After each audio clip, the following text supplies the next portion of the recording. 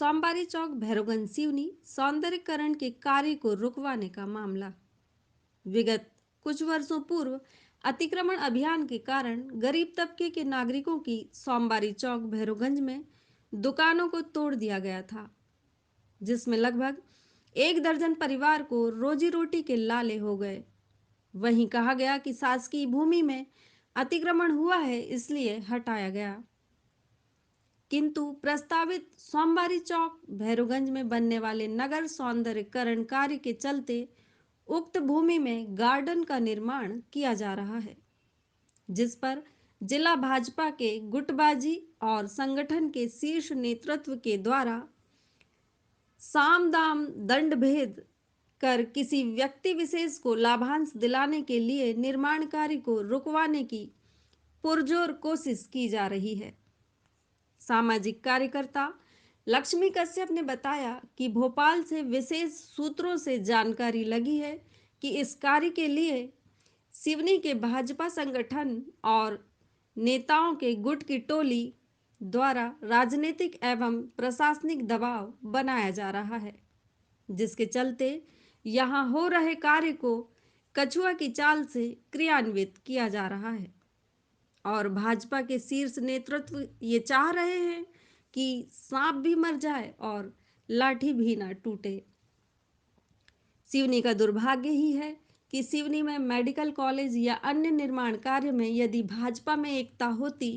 तो अभी तक मेडिकल कॉलेज प्रारंभ हो जाता, किंतु गुटबाजी के चलते ये सिवनी के विकास में ये नेता धब्बा हैं, जो केवल राजनीति की आड़ में अपना व्यवसाय कर फल फूल रहे हैं और उनको विकास से कोई लेना देना नहीं है। नमस्कार। बहुत चिंता का विषय है कि नगर डेवलपमेंट और नगर सौंदर्यीकरण और स्वच्छता के परिवेश में जो पहल यहाँ हो रही है, सोमवारी चौक में सौंदर्यीकरण कार्य जो प्रस्तावित है और डूरा सिवनी में जो सोहराय का सौंदर्यीकरण हो रहा है, मुझे प्राप्त जानकारी अनुसार सटीक भोपाल के माध्यम से मित्रों द्वारा पता लगा है कि इसके काम को रुकवाने के लिए खुद भाजपा के ऐसे वरिष्ठ पदाधिकारी और ऐसे कई लोग प्रशासनिक और राजनीतिक दबाव बना रहे हैं। इस काम को रुकवाने के लिए संगठन के वरिष्ठ अधिकारियों से यहाँ तक कि नगरीय प्रशासन मंत्री भूपेंद्र सिंह के पास भी गए, किंतु एक सकारात्मक पहल देखने को मिला कि स्वयं नगरीय प्रशासन मंत्री भूपेंद्र सिंह जी नगर सौंदर्यीकरण और सौंदर्यीकरण के कारण जो चौराहों का सौंदर्यीकरण किया जा रहा है उसके पक्ष में है। किंतु स्थानीय भाजपा के नेता जो बात करते हैं विकास की,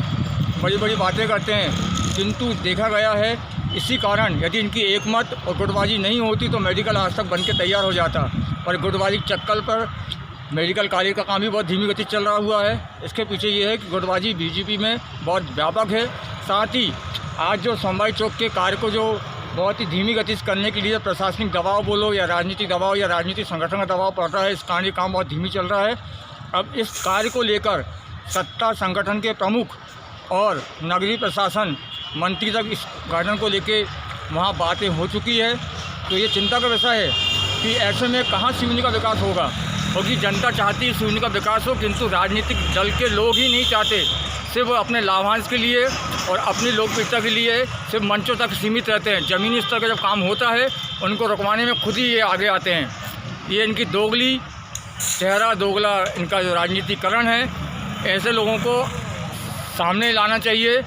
और जनता के बीच में छोड़ देनी चाहिए, क्योंकि ये जनता के सामने बहुत बड़ी बात करते हैं विकास की। आज इन्हीं भारतीय जनता पार्टी जो बातें कर रही थी सौंदर्यीकरण के लिए, मैं आलोक दुबे जी से निवेदन करना चाहता हूं कि खुलकर इसके विकास कार्य के लिए आगे आए। जो प्राप्त जानकारी लगी है कि इस काम को रुकवाया जा रहा है, साथ ही डूरा सिवनी का जो सौंदर्यीकरण का जो कार्य प्रारंभ हुआ है उसको भी रुकवाने की पुरजोर कोशिश की जा रही है। ये जनता के साथ छलावा हो रहा है। यदि सोमवारी चौक में यहाँ यदि किसी कारणवश राजनीतिक दबाव के चक्कर में ये काम यदि रुकता है तो हम मांग करते हैं प्रशासन से और